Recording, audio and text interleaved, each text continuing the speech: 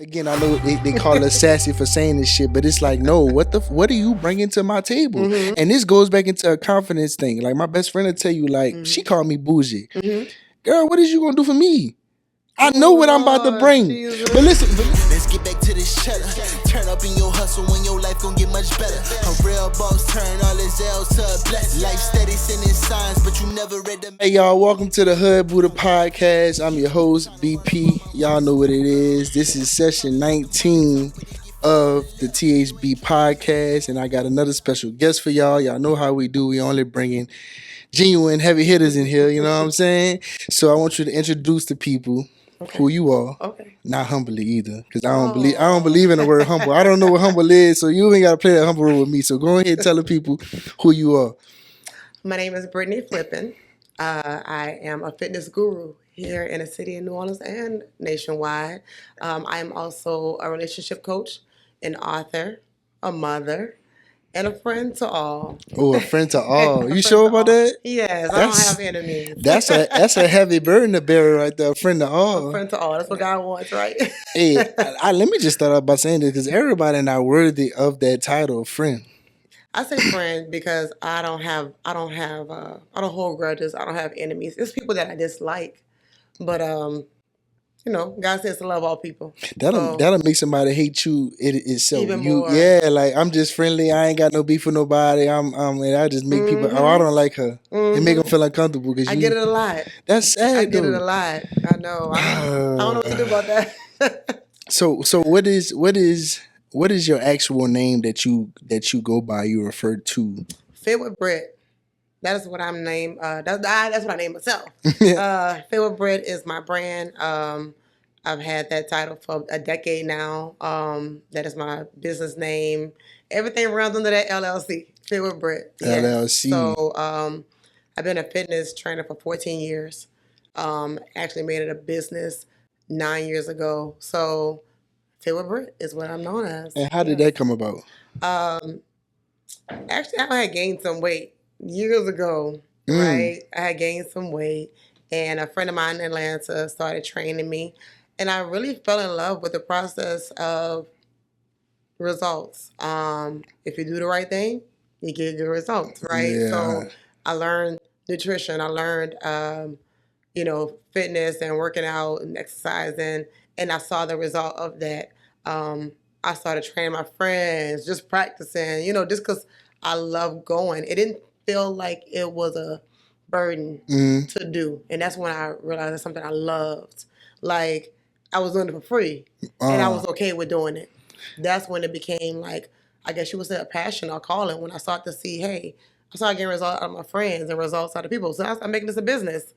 People now pay me now to do this. Yeah, So, that's and crazy. I ain't working for nobody else in 15 years, so I feel great about Shout that. out to you for that because Yes. that itself is a great feeling. Yes. But just before I came here, I was just telling somebody that like I feel like the best things for you, you don't do it for money. Yes. It started as a passion, or Yes. it start for whatever reason, but 9 times out of 10 it's not for money.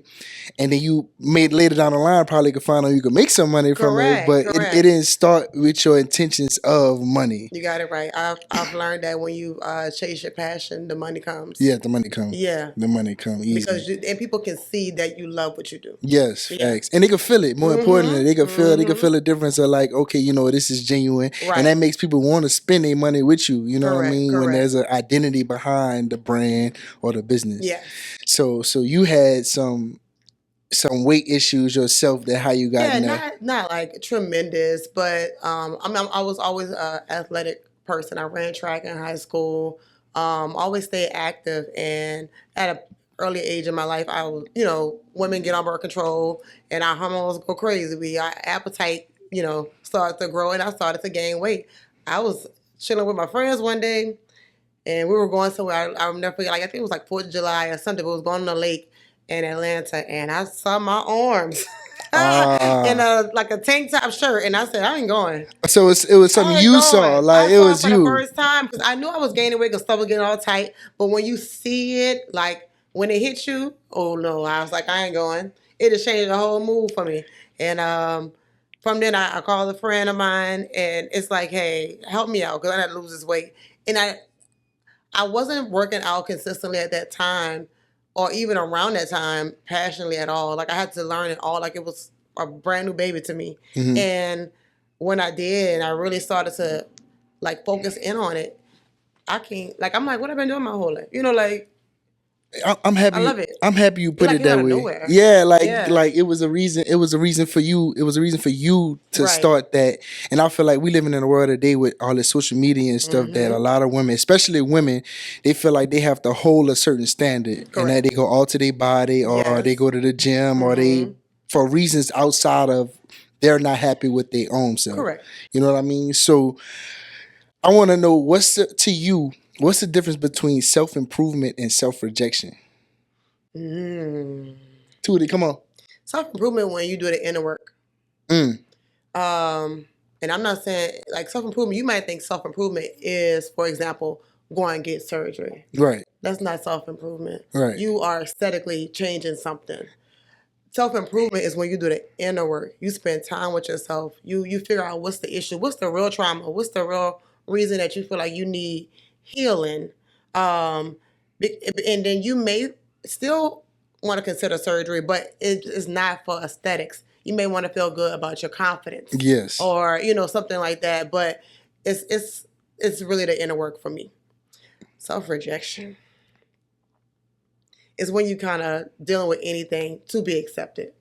You're rejecting yourself to be accepted by someone else.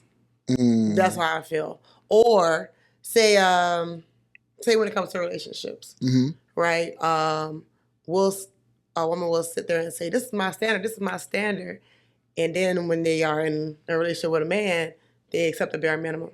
It's like you're rejecting yourself to be accepted in another way. Yes. You don't want to be lonely. You don't want to be by yourself. So I'll reject and push away what I really want or what I say I want in order to be accepted because I want this man. I can see that. That's how I see it. I can see that. For me, how I see self-improvement and self-rejection as they correlate to one another. Okay. For self-rejection, I feel like it's like a double entendre because self-rejection, I can see it as like the example you just gave, right? But I also can see it how as no, it's not that other people view me this way. I'm not happy with myself. I'm rejecting myself to my own standards, which will push me towards self-improvement. Gotcha. You know what I'm saying? So it started with my own self-rejection. It's not nobody else didn't accept me for who I am or this, that, and the third. It's some stuff myself that I'm not okay with. Gotcha. And that what motivated me to self-improvement. So when you want self-improvement, that comes with the inner work, right? Yes. The healing and dealing with the trauma. So I get what you're saying. So you going through the rejection first. Yeah, that's why I said they kind of correlate. It's like it's like a circle, but I see it can mean multiple things. I can understand that. Yes. So and what you saying that, because like I say, we living in a world that I feel like people don't hold their own confidence to live in their own true self, to be molded and stand firm on what they believe in, to have their own foundation is always carried by somebody else, whether it's your parents, your great-grandparents, your friends, your peers, your job, social media. A lot of people not really living in their true self and embracing that true self, whatever that is, the good and the bad. They're looking for validation. Yeah. Yeah. That's the key word. They're looking for validation from someone else. It all starts with within. And people are going to, once you stand on something and you say, hey, you can't tell me I ain't the best podcast interviewer out here. When they see your confidence, they're going to believe in you. Yeah. They're going to believe because you believe in your own product. Right. But if I'm looking for you to give me my flowers and my accolades, it shows up. You know, it shows up. You're going to be able to see it's aura. Yes. It's the aura. And it's confidence. Like people can see confidence. And I love when you can walk in a room and change the temperature. I love when you can walk in a room and people just know you that guy, you that girl. Yeah. You know, people can read that. You can't pay for that. You can't pay for that. And you can't oversell that either. Yeah. And I feel like we living in a world with everybody. It's like how I told you, like the word friend it got a devalue in it to me. And not necessarily with you, but just in general. A lot of people are calling people friends, or that's my best friend, or that's my, and it's like, man, is that really your friend, or you just got accustomed to? When I say it, it's definitely a sarcastic. When I said that, it was definitely a sarcastic way. I'm a friend to everybody. Because I don't have an enemy. So if you don't like me, that's on your. That sounds more. Right? That sounds like a slogan. Yeah, it's like I'm a friend to everybody. So it's just to the point where there is always common grounds with somebody. You can find, I would say now you can. I can find common ground with anybody. No matter what walk of life you come from. Something we have in common. That's a skill. There is something we got in common. If we sit down and actually have a conversation, I can relate to you in some form of way. So you feel like you're good at seeing things from both sides? Yeah.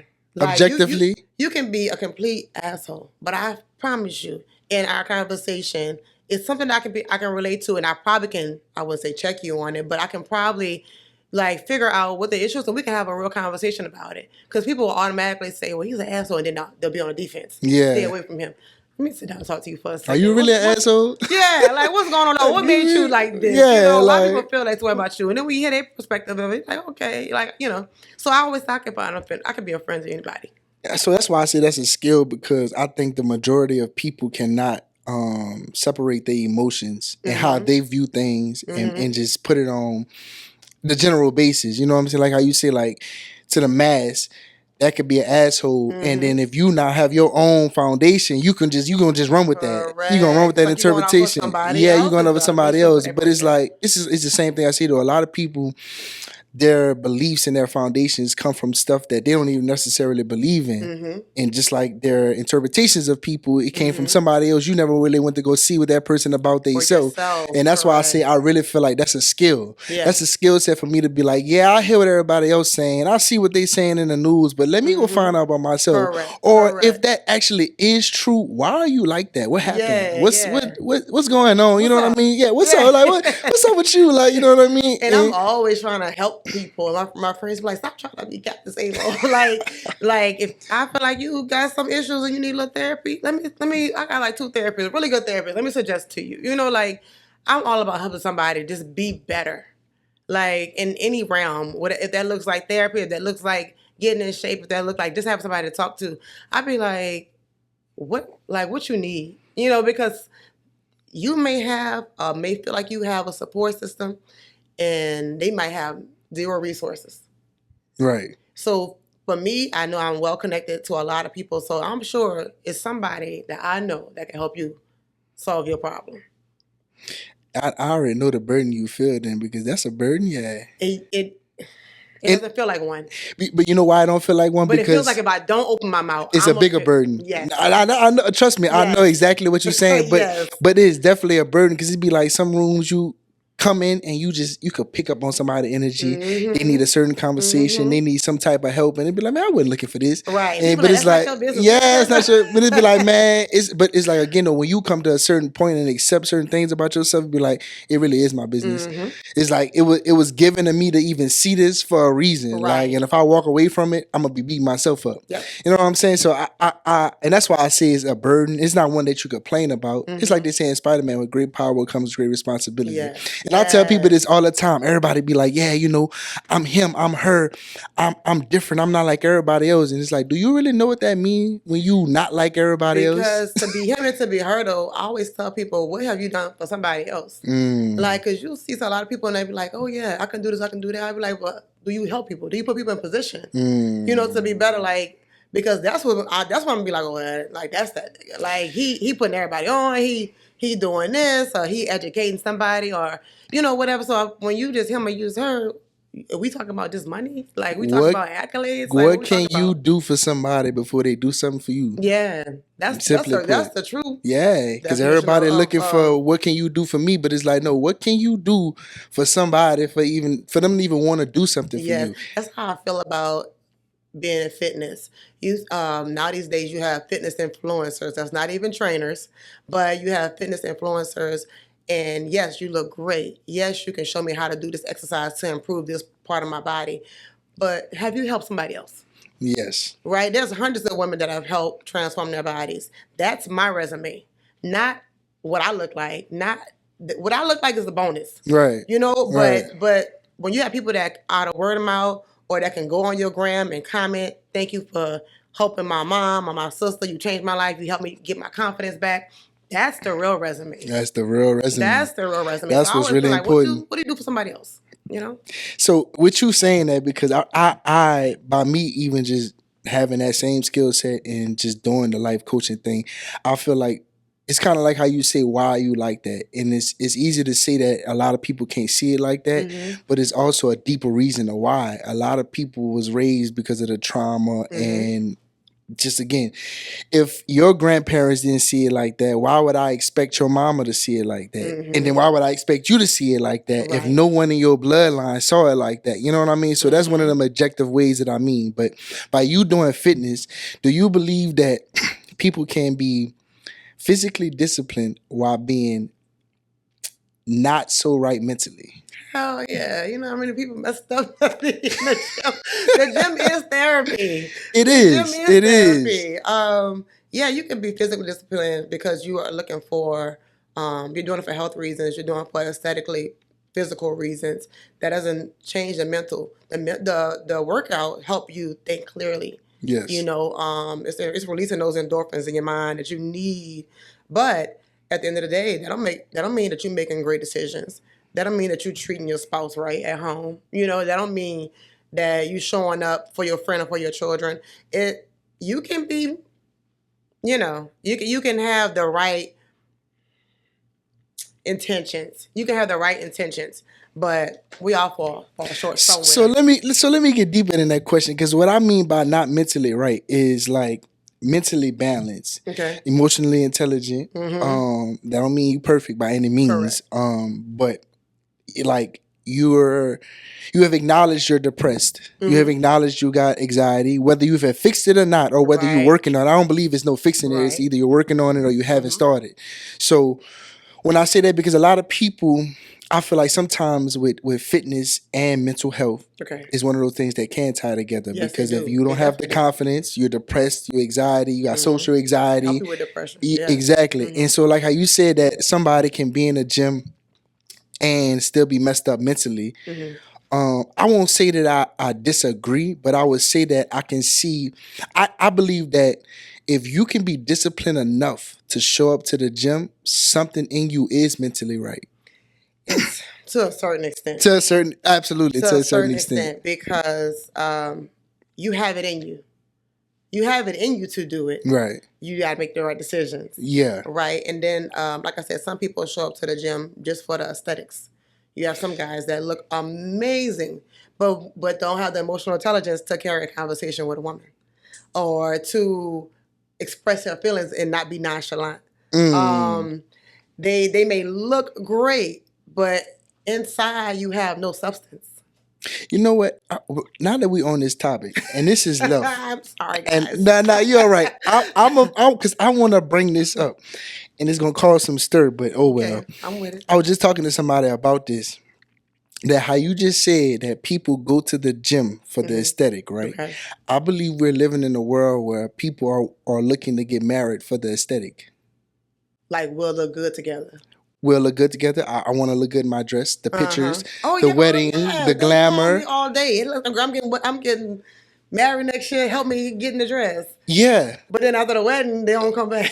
They got the man now. Yeah, and you look good for the pictures and for the reception. You thought that ring, the wedding dress, was gonna make the relationship stronger and have a bond. It's for a moment. They're doing it for a moment, just like they call and do it for their birthday, or And I get it. I don't get it.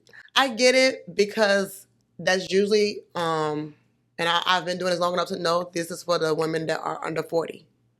They're doing it for the aesthetics. They're doing it for a moment, for a trip, for a birthday. The ladies that's 40 and up, they're doing it for longevity. They're doing it for health reasons. They're doing it for menopause. They're doing it for, mental health because they got children and a spouse at home they got to take care of. So the mindset changes with age. Yes. The girls that's doing it early for mental health, keep doing it because that's going to help you in the long run. But the ones who's doing it for the moment, keep doing it. You got to maintain. No matter what you do, you got to maintain. I've been doing it for 15 years. I can't just stop because I know my genetic genes as well. So, it's like you can't just stop. And I hate to say this, but my other people, they do it for longevity. They're not doing it to look right in the dress. They're not doing it. You hate to say it, but I love to say it. Listen, they're doing it because they know that this is a part of their life and their lifestyle for health reasons. We be driving and we see them running on a cold day and we be like, oh, I ain't doing that.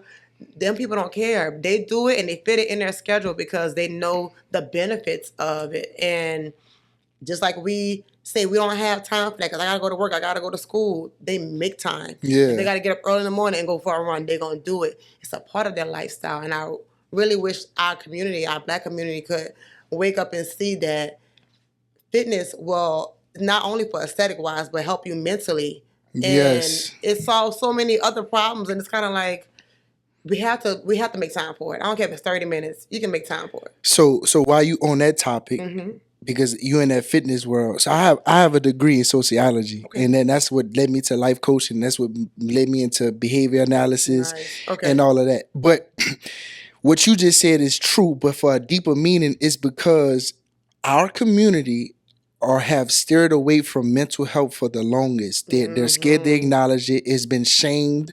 It's been made fun of. I'm so glad it's brought to the light now. But yeah. And you know what I always say that? I say that we are a lot better than we have been over the last decade, last century. We're a lot better.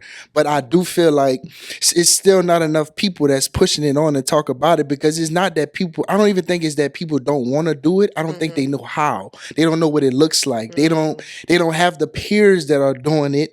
And you know what I'm saying? It's more of an uncomfortable thing they don't know how to do than, I'm just not doing it. You know what I mean? But you know what? I think now that the more time passes, is getting more, I guess you would say, popular. I love hearing my Black men saying therapy changed my life. I'm going to therapy. And now they have brotherhood Bible studies or brotherhood where they come together and talk about mental health and how they can help each other out. Man, we wasn't doing that over 10 years ago. You know, we wasn't not doing that. When I was growing up, I didn't see no man talking about their mental health. No. They'll say, man, that nigga off. Boy, that boy crazy. Like, nobody was trying to help you or sit down and talk to you, or they always felt like that was for the white man. Right. You know, like, I ain't talking about it. What they say, I don't want them people in my business. Yeah, I don't. And it's like, no, you need to because you can't figure it out on your own. So let somebody help you who does know the answer. You better. Yeah. And you know what's a more important note? Like, for me, that's one of my questions too. I do feel like people do not understand the difference between discipline and motivation. A lot of people a lot of people getting it confused when they wake up in the morning and be like, I'm not motivated to go to the gym. Nobody ever wants to go to the gym. It turns into a discipline. It turns into a schedule. Yes. Nobody wants to be humiliated in front of a therapist. Correct. They're not motivated to, let me go pour my feelings out to this stranger. That's not motivation. That's a discipline. Motivation is a perk. Out of 12 months out of the year, I might be motivated for. Yeah. The discipline is keeping me in there all 12. Yes. With therapy, I'm not motivated to go to express my feelings. When I was in my marriage, I didn't want to go talk about my emotions all the time. Yes. You know, but the discipline made me be there because, hey, I want to improve my marriage. You know? Right. So it's like the discipline is what you need to do. It's what you need to do. The motivation is when you want to do it. Yes. Yeah. And I think it's a big difference that, again, our community, that's a tactic that I feel like we haven't learned. Most people haven't learned it. And I picked up on it from playing sports, something that you probably can relate to because you play sports. Correct. And I went to a school that was very serious about sports. And I say to this day that school helped me become a man because it wasn't just the sports. It was, if you're on time, you're late. Yep. That was one of the biggest things. It builds those principles. It builds some principles. Use later on in life. Right, keeping a certain presentation about yourself, moving a certain way, speaking a certain way, and again, it's not things that you always gonna be comfortable doing, but it's the things that, again, we're not talking about motivation. We're talking about discipline. What's good for the longevity of you, and then and let's not talk about when you even start to having kids or you got a family. It becomes bigger than you. What's the kids discipline? Gonna do it to you. Yeah, man. Hey, kids gonna do it to you because everybody say, "Man, I'm not a morning person." I be like, "Have a child." Yeah, what? You're not a morning person? It's gonna change your whole life, but it's for the better. It's for the better. Because now, even when they sleep, I'm getting up early.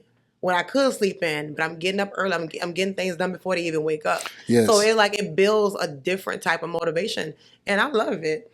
I do too. Change it. I wouldn't change it for nothing. And that's why I feel bad for the people who haven't experienced that. Yeah. Like, and that's kind of my whole point of doing stuff like this, having these type of conversations, because it's like, again, it's like I say, I don't think people necessarily not choosing not to do it, but how can you choose to do something you know nothing about? Because people don't like change. And that's a lifetime change. And so when you hear, like some of my friends who don't have kids, they wake up at 10 o'clock. I'm like, girl, what? I've been up since 6 to 1, like whatever. But at the end of the day, it's like when you're in the midst of it, or when it first started happening, you're like, oh, I'm not getting no sleep. I'm tired. But then it starts to build that discipline of getting up. And like, I love the change. So now when I see them going through it, I'll be like, I told you. Yeah, I told you now, for but real. It's like it builds a character and a discipline in you that it's unexplainable. Like, I love it. You know what's so crazy? Because I'm about to contradict myself a little bit because I just gone through so many things in life that you uncomfortable with, and it's hard, and the obstacles you gotta constantly overcome, they're not going anywhere. And I think I think that's what makes people scared of change and being comfortable. That it's like, oh, I've been through some hard stuff, but I wanna stay like this. I wanna stay comfortable. I wanna stay easy. But it's like life gonna throw you curveballs that you're not gonna see coming all the time. Yeah. So for me accepting that and being open to that, I also learned that once I get through that, I get way more out of life. Life gets better. I learn more. I become more knowledgeable. I gain more than I ever lost. And I'll say all that to say, I think I do get motivated when I do hit walls, when I do hit obstacles, because it's like, man, all right, I know once I get through this, it's not if. Once I do get through this, I'm going to have so much more in my tool belt. Let me tell you how change has been a blessing in my life. When I thought it was a bad thing, God turned it around and made it all good, all for my good. My mom moved us out of New Orleans at the age of 16. I left Shelburne High and went to Oklahoma City. I don't know nobody in Oklahoma City. Like, I'm the new girl, right? And I'm like, but that helped me meet new friends that I'm still friends with to this day. That helped me get into track. Like, I wasn't even playing no sports when I was back home. It was a whole different environment. So the change, I hated. I loved it. Katrina.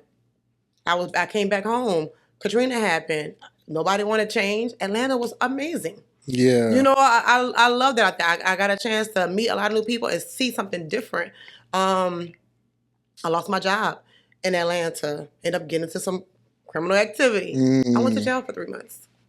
That was the biggest change in my life.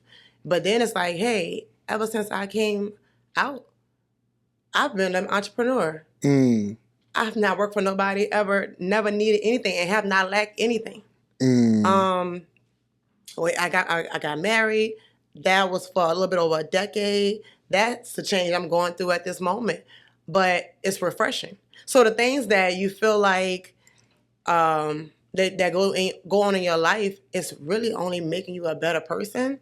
So, like, what's next? So not what's next? What's I next? Did it all. Like, and that's what I think what I meant by the motivated. But I'm not scared of what's next. Because I always feel like whatever's next has been always better. Always. It's not even like if, it's like, no, it's always better. But if you try to remain in that comfortable and sacred spot, you will always reach a lid. You will always reach a ceiling. We're a little scared because we don't know what's on the other side. Yes. But man, I run towards that. Like, if you just do what I tell you to do, I'm going to show you. Go. Yeah. Go. You don't know. Jump off the cliff. It's always something better. It's never been worse. Never been worse. Even when it seemed like it is, it's always better. So it's a learning lesson. It is. And again, I think that's just a skill that you have to learn how to put in your tool bag again, but you can't be scared. Yeah. Like, that shit gonna be so uncomfortable. It's like your back gonna be against the wall. You gonna have them days. Especially being an entrepreneur. Oh, yeah. But we could talk about that because again, a lot of people man, not but a week. What? It's not but a week. I tell people all the time, like, man, they're like, man, what made you do an entrepreneur? Because it's been like 6 years for me since I had a job. And I'm like, man,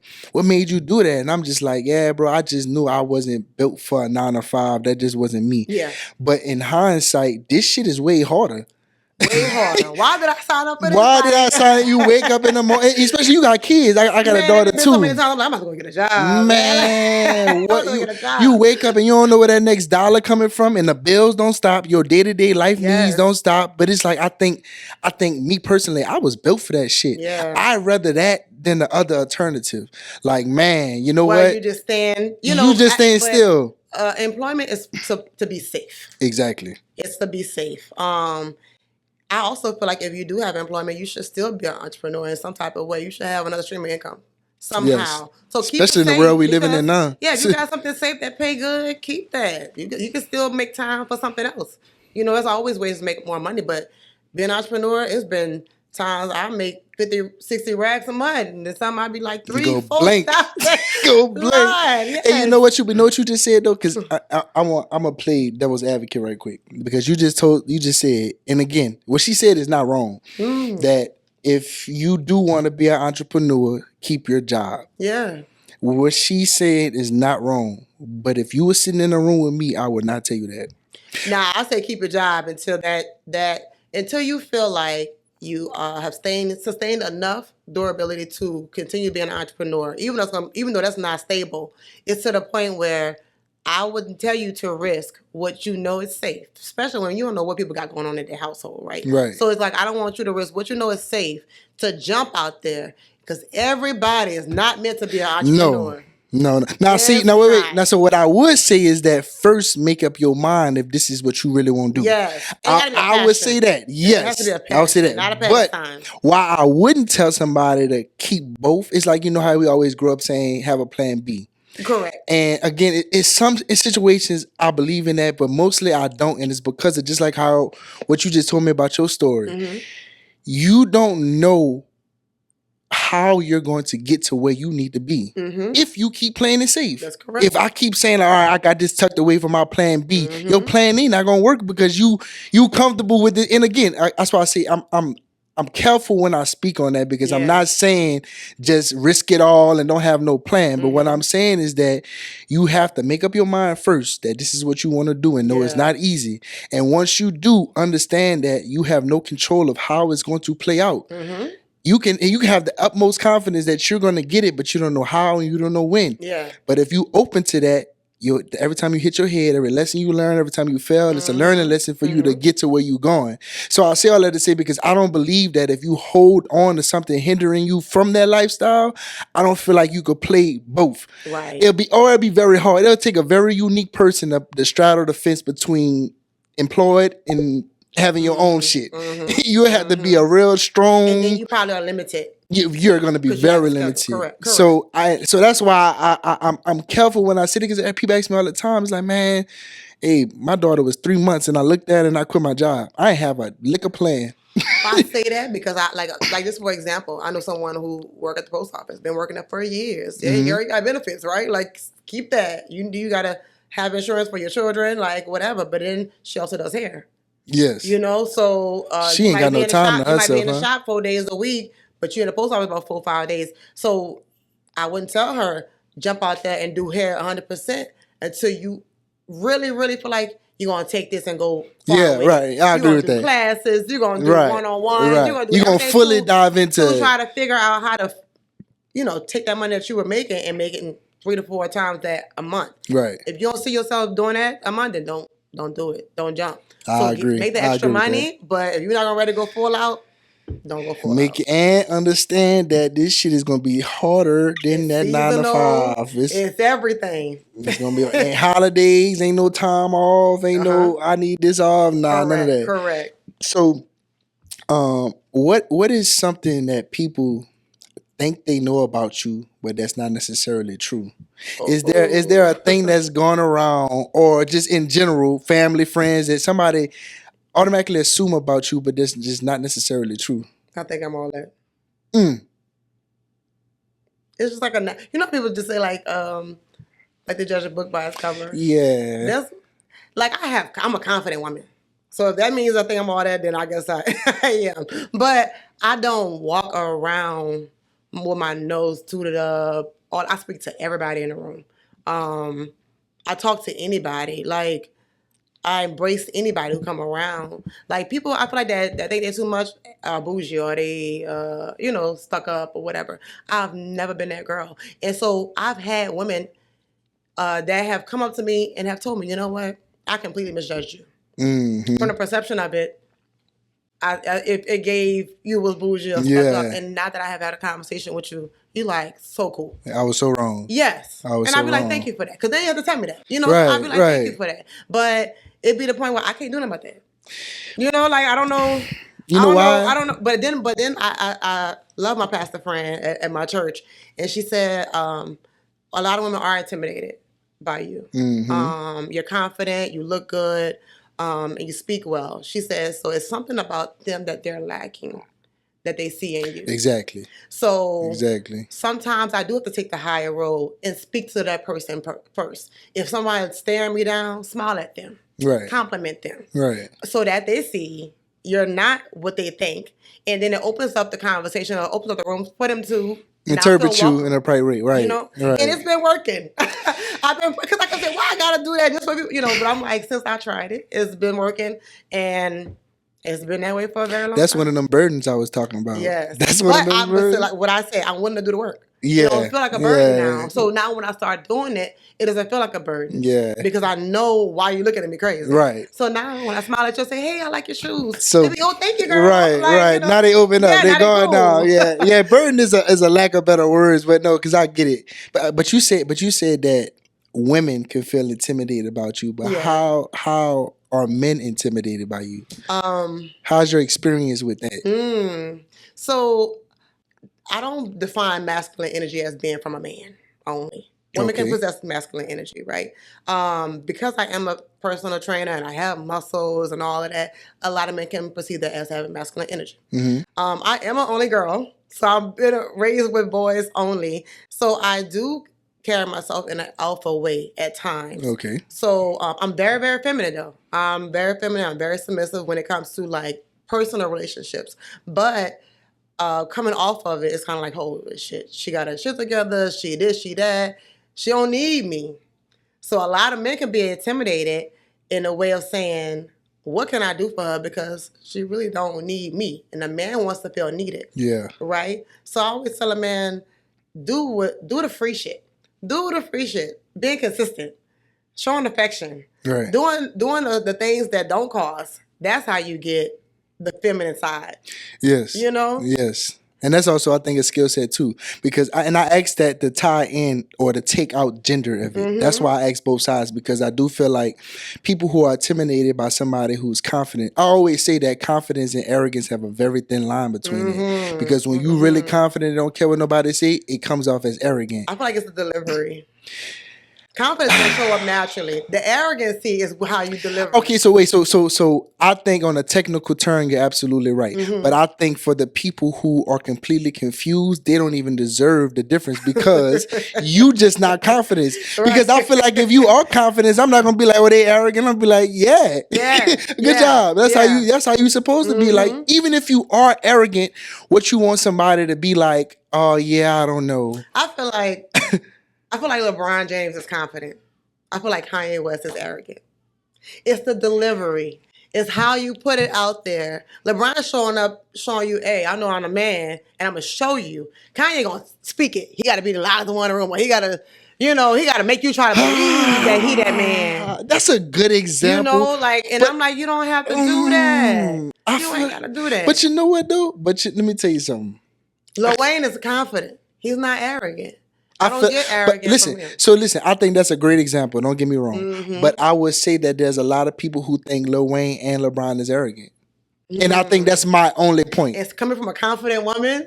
I see it. I be like, I see that confidence. But you're in the 1% though, is what I'm saying. You're in the 1% as a confident person. Because when you carry yourself a certain way, the confidence is going to just, the energy is just. Yeah, it's an aura thing. Yeah. It's not really what you say. The arrogance is like you're trying to sell yourself. That's how I see it. Kanye also there's something else going on. And I'm not gonna speak on that. So that was a good example, but it's also something else there. Yeah. So again, play devil advocate again. I think he's most so outspoken. than the normal person. That's true. He's Gemini. I think he's because I genuinely I can see why somebody would call him arrogant, but my interpretation wouldn't be that. They'll be like, yeah, he just don't care what he say. That's true. Like, That's true. you know what I mean? And me as a person, I kind of appreciate that in the person. Like, I might not like what you said, but I appreciate that you don't care if I liked it or not. Yeah. You know what I mean? As long as you're not on a disrespectful thing. Correct. And I think also people, that's another topic. I think people confuse disrespectful with you just didn't like it. It's a completely different thing. Like, just because you didn't like it, that don't mean it was being disrespectful. You know, in today's world, confidence in a woman, Keke Palmer is an amazing example of a confident woman. Yes. She doesn't give arrogant. All her energy just gives, I'm confident, I'm that girl, and you're going to see it. I don't have to really sell myself. Yes. That's confidence to me. It's like it walks in the room, like I said, it changes the temperature. Yeah. And people can see it. Yes, I agree. And again, I think the only people who have an issue with that is the people who are not confident. Yeah. It makes them feel uncomfortable. It puts them in a space that highlights something that they're not comfortable with accepting about themselves. And it's just like, you know.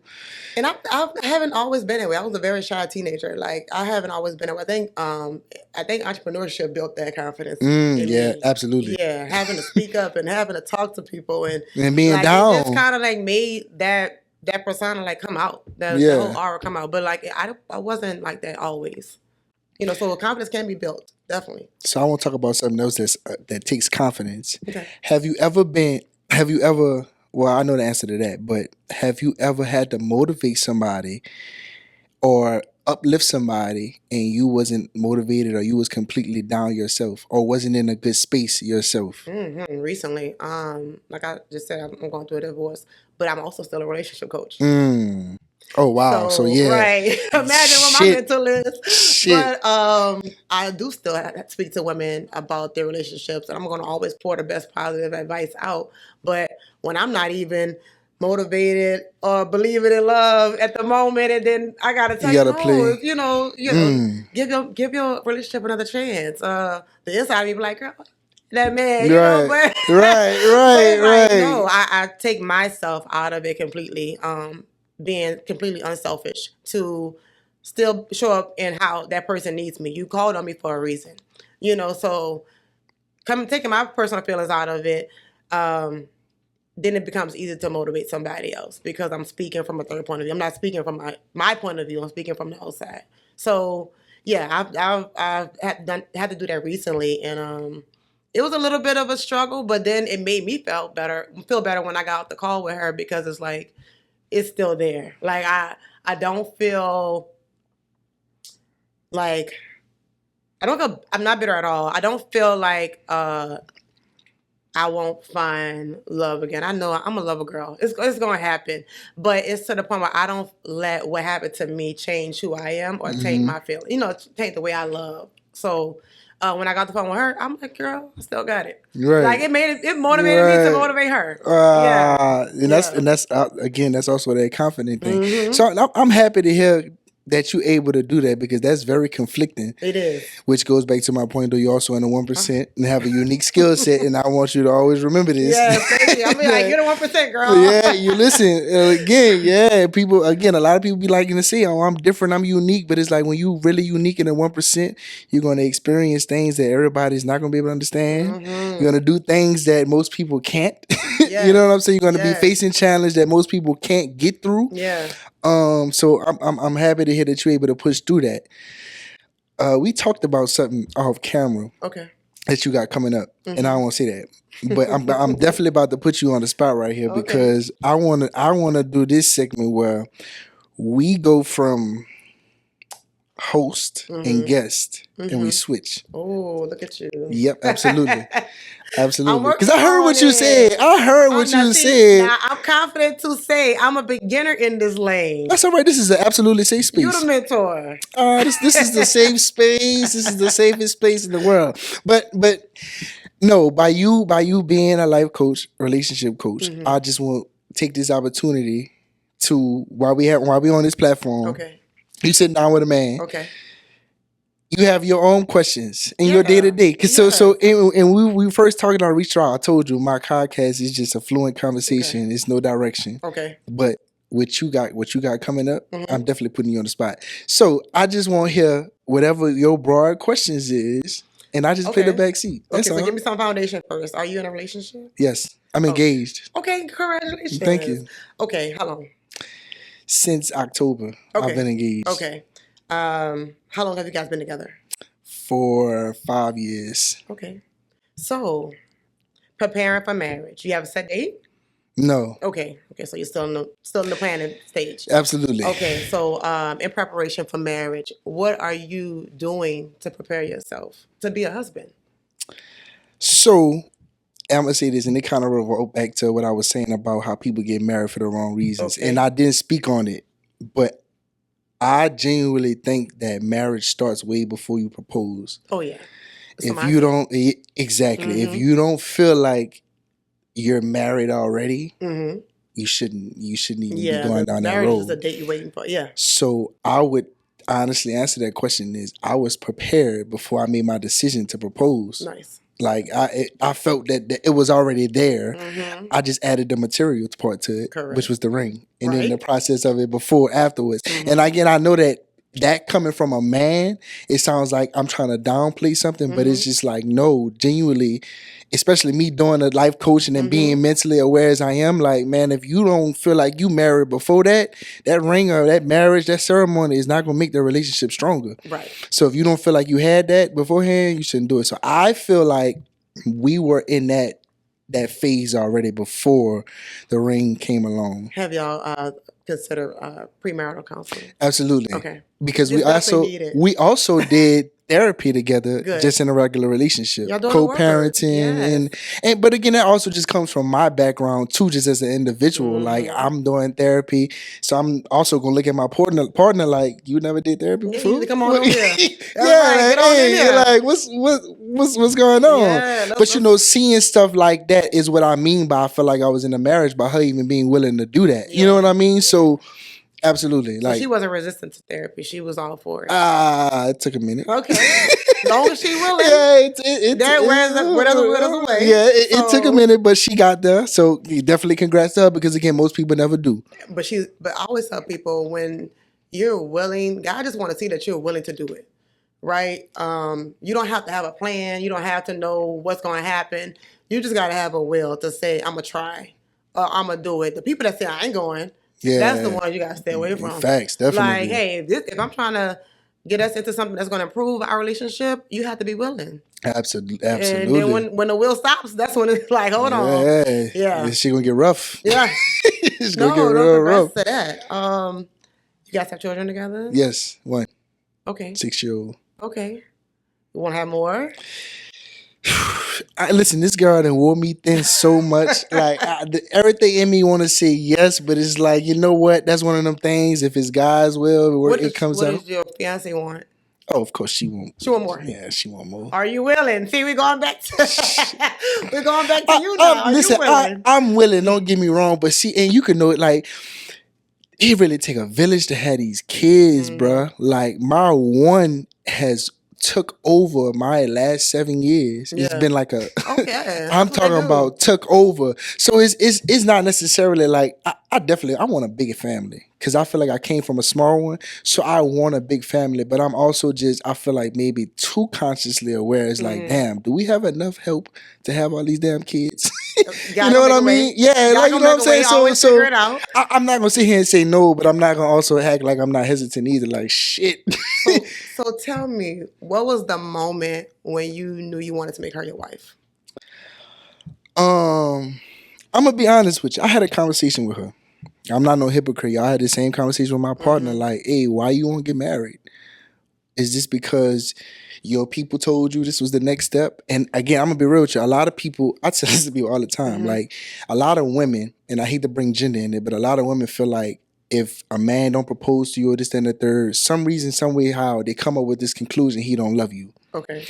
That was never a question in my relationship. So it was always like, hey, why do you want to get married? And one day, long story short, she was just like, I'm tired of being a girlfriend. Mm-hmm. And she was like, I just want your last name. Mm-hmm. And she was also like, we could go to the courthouse. Right. And when them words came out her mouth, I ain't have no argument. I have no other rebuttal. Like, I have nothing else to say.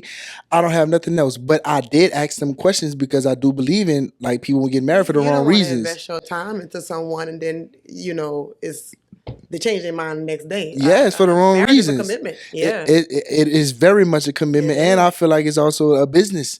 Like, this got to be ran. Like, it's not going to always be good. Correct. It's going to have its downs. You're going to have to figure out how to maintain them downs. You're going to have to feel like maintain them ups, especially when you got kids. And going back to therapy.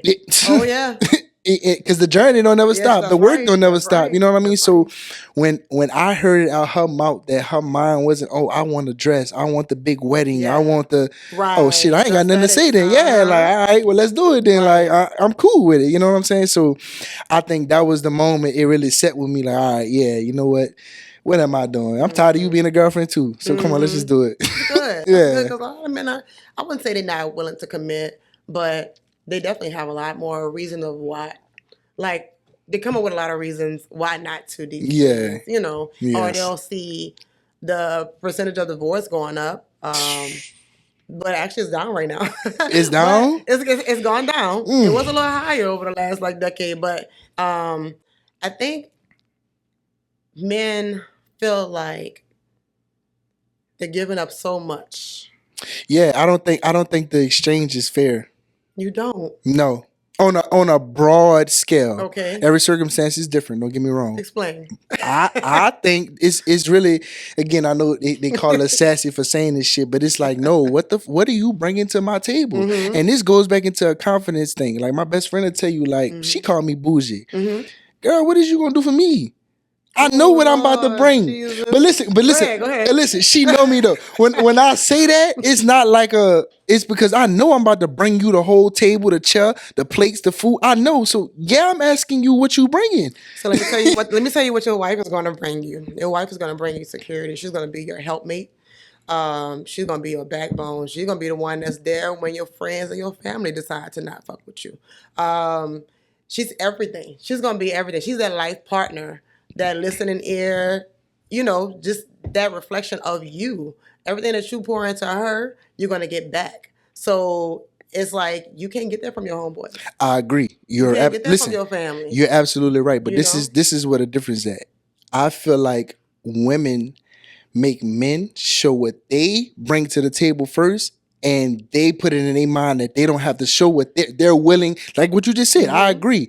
But it's like, I'm going to show you that afterwards, later on the line. I think it's more of women look for security and safety from the Absolutely. jump. Can this man provide for me? Can this man give me the emotional security? And, in that realm, am I safe with him? Right. Is this a safe space? Right. And on the other hand, a man is looking for that support system, that peace, A man, not a boy. Yes, a man. Not a boy. So yes. we look for different things, but a woman cannot give you that peace and that affectionate, like, security until I see you can provide you have to be a certain. That's why I say man, because again, I do think that word man. So when I need you to lead, it's I can show that's you. True. And I think that the word man is used very loosely. Mm-hmm. Again, when even with women and men, I tell my partners, like, hey, bro. Every female is not a woman. That's right. And every male is not a man. That's not how that works. I learned to pick up on it. Especially now at 40. It's to the point where I'll be like, you know what? This how I let a man down. Y'all probably know this if I've ever talked to you before. You still got some growing to do. That's my words. And age don't define that. That's my words. And I'm not saying you could be older than me. I'll be like, you still got some growing to do. And I'm leaving you alone right then and there because I already see you're not where I want you to be on a mental level. Yes. So if you're not there, you just got some growing to do. Maybe you'll be better for the next woman who won't require as much. And you know why it's going to be even more challenging for you? Because of that 1% thing. And what I mean by that mindset, that's the mindset you have is a 1% thing.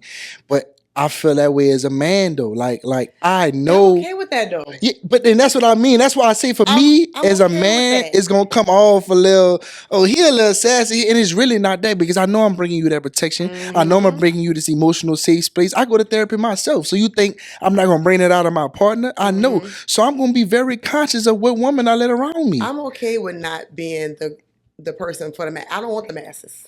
You know, Yes. and I think when men try to holler or try to talk to me, it's cool on a surface level, but when it comes down to conversation, the energy not matching. You're right. And if the energy don't match, then you start feeling a little intimidated. Yeah. Because it's like, damn, I probably can't fool with her. Yeah.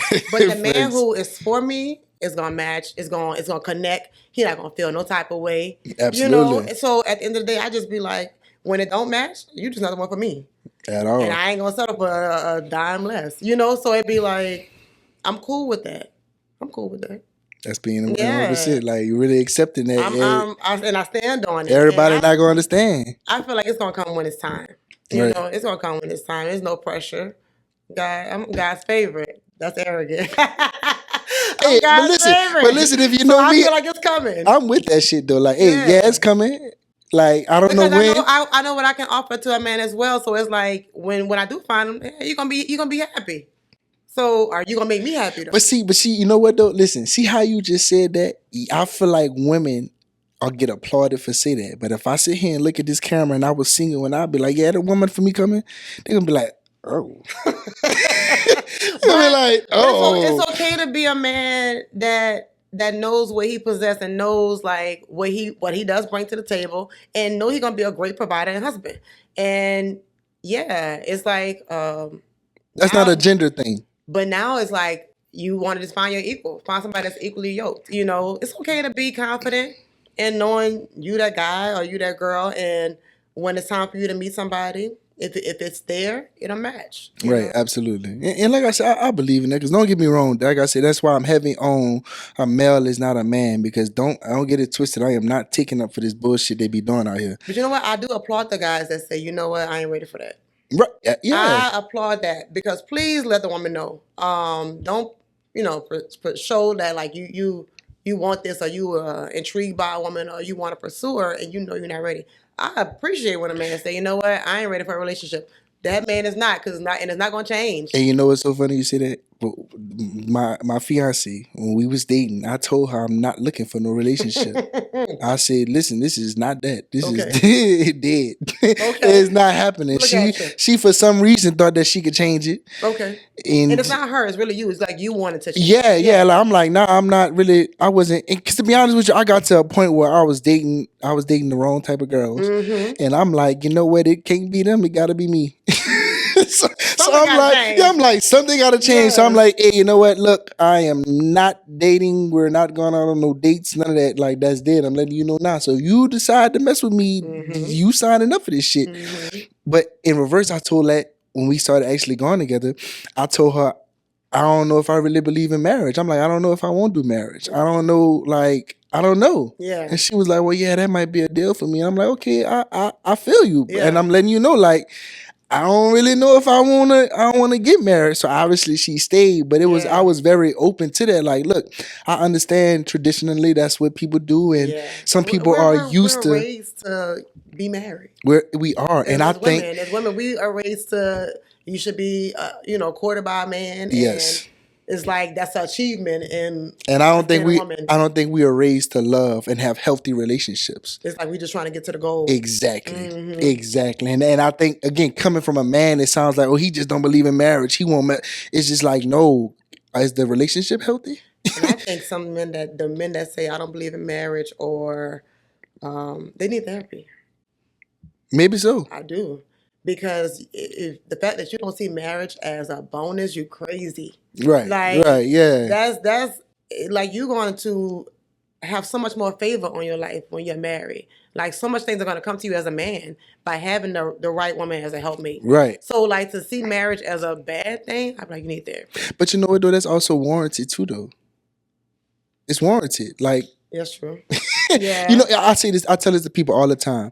You should not want to be married till you find the person you want to marry. Yeah. But a lot of people be like, oh, how do you want to be married and you have not found the person you want to marry? So I feel like the answer should be no, I don't want to be married until you find the person you want to be married to. So against to your point, that's what I mean. Like, it's like, nah, I don't want to be married. You ain't find that person you won't be married to. So I think it makes sense because when you look at, again, people getting married for the wrong reasons and shit, it's kind of like, do I want to get married? Is this going to benefit me? Right. Is this going to, you know what I mean? Right. So I don't think that people don't see the benefits in marriage, but it's just like if we looking at the actual results of this shit, until you find the person, it's kind of like, I don't really know. People do change in marriage. You got to be willing to kind of, you know, when I got into a relationship at 26, 27, and I used to tell my ex, like, I'm about to be 40. Like, I'm not that same girl you met at 27. But we both got to change together. Like, you have to adapt to that new person. Yes, that's true. That's true. It's like, it's about evolving. And you got to be able to evolve together. You can't be stuck in your ways and say, man, when we first met, you was doing this. Yeah, you know how long ago that was? That's dead. Right? That's and when a child is 10, they're not doing the same thing they was doing at 3. You have to change. And it's like a relationship. Like you have to grow in your relationship. You have to grow. We may have hit the clubs and do all that stuff when we was young. Now at this age, hey, we're going to church Sunday. Yeah, right. I mean, we're going for on a vacation. real. I turn up as a vacation, not the club no more. Man. You know? So it's like you got to be willing to evolve. And we constantly changing as a person. So, and that's why I feel like if you ain't ever been through nothing in a relationship, then your relationship ain't real. I genuinely believe that. Like if y'all ain't never get through nothing, and I don't want to say this like you should be constantly going through something, but I feel like if y'all don't have constant shit, that sometimes y'all look at each other and be like, somebody be fine and shit just because ain't nothing going on. Ain't nothing going on in the relationship, be finding something. But that come with being with somebody for so long, especially when it's real. Like that's authentic. Like you love your mama to death. Sometimes you don't talk to your damn mama. That's true. Be like, so you love your daughter to death. Sometimes your damn daughter get on your nerves. You know what I'm saying? So that honeymoon shit, and you don't get rid of them. You don't get rid of them. Right? Right, exactly. Right. So that's my little spill on that, y'all. Yeah, I'm a man. I got a little different viewpoint on it, but that's my little TED talk on that. I wish nothing but favor on y'all marriage and plenty years to death do your part. I appreciate you so much for that. So all right, I want you to look at the camera, tell the people where they can find you, what you got going on now currently, and what you got coming up, if you don't mind sharing. Okay. Follow me on Instagram, FitWithBritt504. Website, fitwithbritt.com for all products and services that I provide. I'm also doing love coaching here in the city of New Orleans. I have speed dating events, and I am now working on my new podcast, Hustle Meets Heart. Yes. So y'all heard it here first. You know what I'm saying? That she got something coming up. Yes. Y'all heard it here first. You remember that, right? That's it, right? Y'all heard it here first. All right, y'all. This was session 19 of the Hood Buddah Podcast. Y'all know what it is. Make sure y'all like, comment, subscribe. I appreciate you for coming. This was a good one. Great conversation. I hope you enjoyed the flu. Right? I did. Great. All right, y'all. Till next time, we out.